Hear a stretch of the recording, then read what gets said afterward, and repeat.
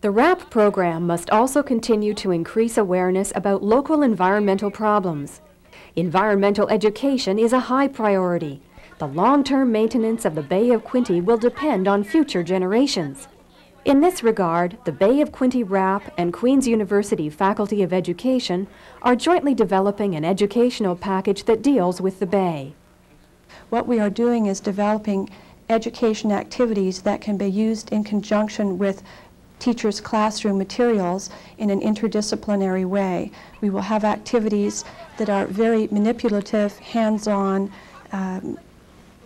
role-playing types of activities that will fit into the science, language arts, social studies, math subject areas within the classroom. Education is very important because we're dealing with our future citizens. It's very important for students to not only have the knowledge about what has happened to the Bay of Quinte and its ecological problems, but it's also very important to talk about attitudes and change in lifestyle. The emphasis on education is paying off. Students have become very interested and active at restoring and protecting the environment. Research and public awareness are important, but there is a need for more cleanup actions and for changes in the way we as individuals act. The Bay of Quinte RAP is now recommending specific cleanup actions to various levels of government.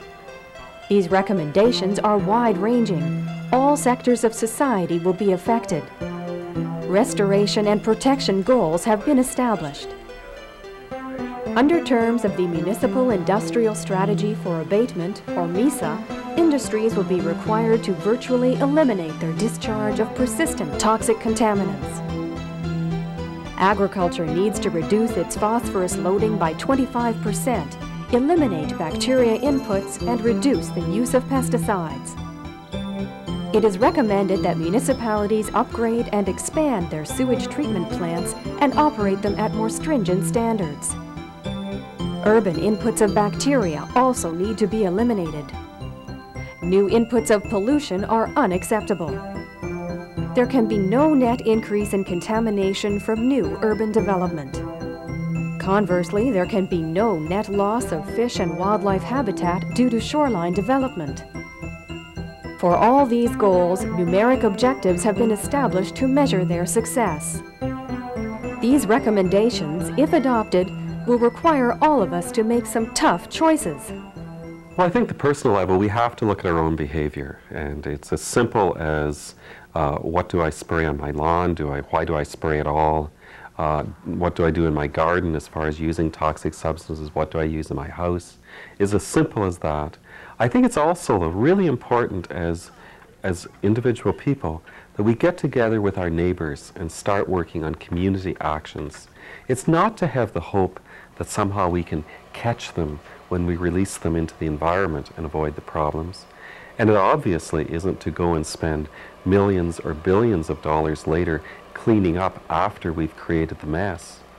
What we have to do is avoid creating further messes. While levels of contaminants have been coming down and will continue to come down, they'll only continue to come down if we really keep pushing harder and harder and harder, so that eventually we have an environment that is as it was prior to industrialization, an environment where you can fish and not worry about contaminant levels in fish, where you can take water without having taste and odor problems, where you can breathe air and not worry about contaminants in air. And surely that needs to be our target. To get there, we've really got to put a lot of energy and a lot of effort into it.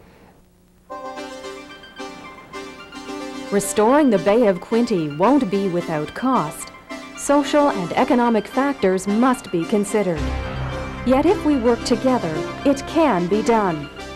The Remedial Action Plan allows us to improve our own environment and to sustain its well-being. Let's grasp this opportunity. Let's work now for a cleaner Bay of Quinte. From a distance or close up, we can make the Bay of Quinte beautiful again.